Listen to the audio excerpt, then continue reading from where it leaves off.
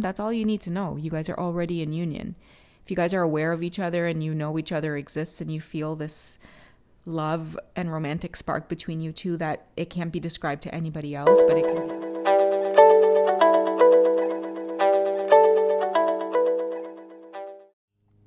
Hey guys, what's going on? It's Twintuitive717. I am back with another video. I hope you guys are doing incredibly well and enjoying your Saturday afternoon. So I'm back with another reading that was actually inspired by a beautiful conversation I had with one of the subscribers over in one of my community posts.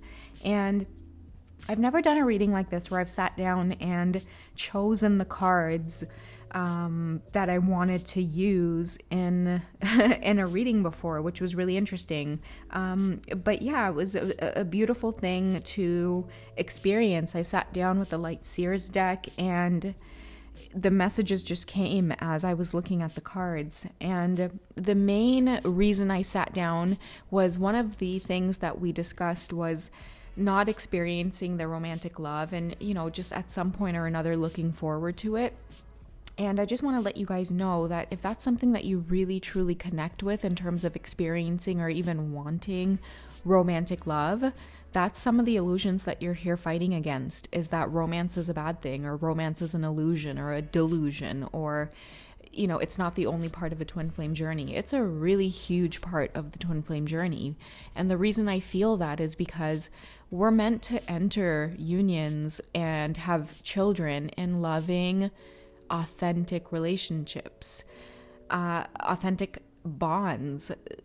Twin flames are here to experience the true meaning of being in love.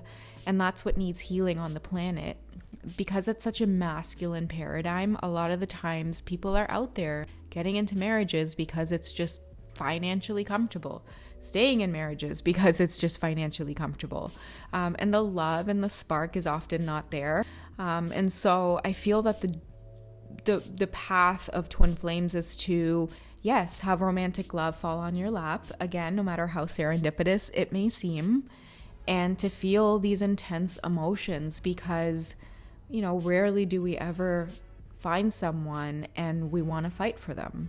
And that's just what it's about. It's about the fight to destroy old paradigms. And many of you are going through so much in terms of divorce, dealing with the emotional repercussions of not being able to be together despite these intense feelings, feeling each other across space and time more intensely than you ever have, and not having a soul to talk about it with unless they've actually experienced the journey or have some type of level of connection with you where they're at least willing to be empathetic. So I feel like, a lot of my readings reflect a place where you guys can come to and just open up about the bizarre things that you guys are going through, even if it is feeling the love, feeling the, in Trinidad we say bazodi, feeling cuckoos, bananas over someone. And it's the truth. And many of us are just at this place in our journey where we're embracing it and we're loving it. And despite the rocky times, you guys know what I'm talking about, the times that you get ghosted and you realize in this moment in time that it's not about them and it's about you, and you do that inner work, somehow the connection resurfaces and it's 10 times more intense than it was. And you guys see the growth and the spiritual connection growing within you and within them. And yeah, the magic unfolds the more vulnerable you guys are. And I've seen it in my own journey as well, where I've had to be vulnerable in order to mirror that back to my masculine and have him be vulnerable. So, as above, so below. What you guys give out, you certainly will receive that back in tenfold. That's why I always tell you guys, if it comes from an authentic place and you want to reach out to your masculine, especially if there's been no communication, but you heavily feel their energy, don't sit around and feel like just because you're a woman or the feminine energy that it's a man's job to reach out, or it's a man's job. The feminine speaks her truth. She speaks her mind. And I would not be here doing this if this journey didn't mean something to me, or it didn't transform me in a way where, I'm now able to to just share my journey in a way that reaches a lot of you who resonate with it. And I'm so grateful for that because, yeah, it's inspired this amazing set of cards here I have for you, this spread, I guess. I've separated it, and the reason I say spread is because this is what you guys want. This is what you guys are feeling if you're not experiencing that romantic love. This is what you must do in order to obtain your desires, and this is what you will be experiencing after you do. All right, so sit tight. It might be a bit of a lengthy reading, but I think it will be very interesting. Now, I'll start off with the Lovers card here because, you know, for me, the Lovers represents duality as well. So the coming together of two extreme opposites, which is sometimes why you guys may feel like the romantic love is an illusion, or you may feel that it'll never happen for you. But deep down inside, this is what you experience when you meet your other half, no matter how different they are than you, no matter how impossible it seems for you guys to even be together. It doesn't matter if you guys are in contact, if you guys know you have incarnated on earth at the same time. That's all you need to know. You guys are already in union. If you guys are aware of each other and you know each other exists and you feel this love and romantic spark between you two that it can't be described to anybody else, but it can be understood between you two without saying a word, then that's all you need to know. That's the intuition that you have to trust in. But ideally, it's what you want. It's what you're experiencing. Now, the Two of Cups here comes up because the Two of Cups is letting us know that you can't do this dance alone. If you were meant to find your way back to self and source on your own, your twin flame wouldn't have incarnated in a body with you here on earth. You're meant to experience love, guys. You're meant to experience the physicality of love. That's why we come to earth. That's why it's so three-dimensional here on earth, right? But when we see ourselves as a soul, we connect with that oneness. We come here to be challenged to forget that oneness. So ideally, that's what you want, is like the coming back together of that oneness.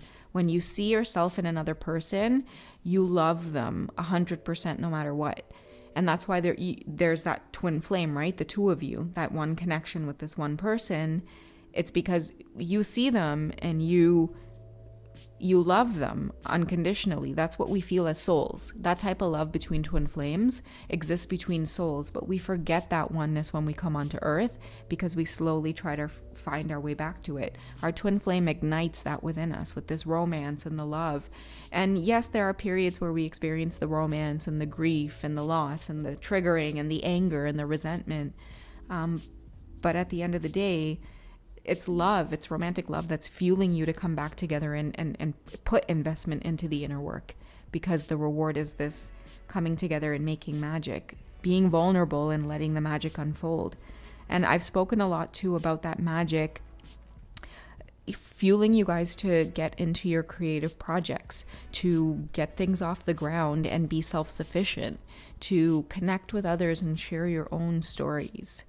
We have the Knight of Cups here coming up. I feel the masculine energy in this because I don't know if you guys know the song Wine and Roses by Anthony B. It's like it's a reggae song for any of my reggae heads.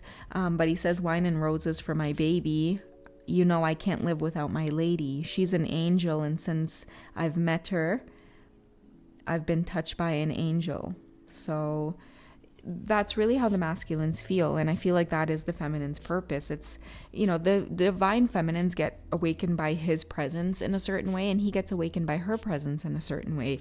And because the planet is primarily masculinely charged, he's coming by and showing you what this balance is bringing about, which is his vulnerability to open up to love. The romance and this whole aspect of being in love is really bizarre for some people. They don't believe in the idea that you can meet someone and fall head over heels. That's why I say finding true love is like winning the lottery. Many souls travel here, and if they get to experience it, it's like a joy. Just like if you're here and let's say you're life path number 8, for example, and you become the CEO of a company, that's you hitting a lottery ticket here. That's you honing in on your purpose, something that you set out here for yourself based on, the simple numbers of how of and when you were born, for example. So, there's a lot to be experienced here, guys. And that is a reminder also for you guys to, I guess, look into your astrology or life path number, because it teaches you a lot about yourself and what you're here to experience and learn. And for me personally, on my journey, I really like embracing the romantic sides of this love. Why? Because I've gotten visions of it since I was a girl, and it's never gone away. And so, it's my birthright to go after what it is I know in my heart to be something that I want for myself. Now, I feel that for many of you who do want it, and I've gone through it myself as well, where I've questioned, whether or not there's any meaning to this at all. But I've found more comfort in having acceptance for what it is I'm going through, rather than denying it, or rather than, just being ungrateful and saying, oh, okay, well, you know what, I'll never have it. Or the romance is what we want. And it's like the Four of Cups tells us that, there's that cup being offered with all of that magic. And you're like, oh, another cup, great.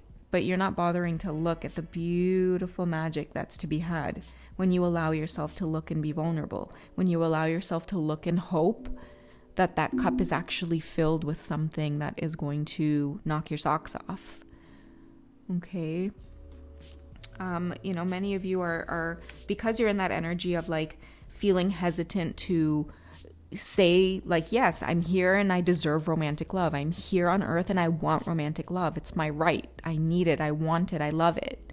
Go ahead and feel that. Don't be afraid. You don't need permission from anybody. Make no apologies. I feel like if you guys keep denying the fact that you want romantic love, it's like the Three of Swords is what you experience every time. It's a lot of heartbreak, and it's okay to experience this emotion, but sometimes we can't stay there, right? It's time to recuperate and rest and create some stability within our emotions here. Because I feel like the three, it brings up, again, a lot of changes, breakups are experienced, endings are experienced, because we just experienced the energy of the two before the three, which was the coming together of something. But now that it's ripped apart and it's gone, it's painful. But at the end of the day, you still have yourself, right? You still have to take care of yourself. You still have to have your back.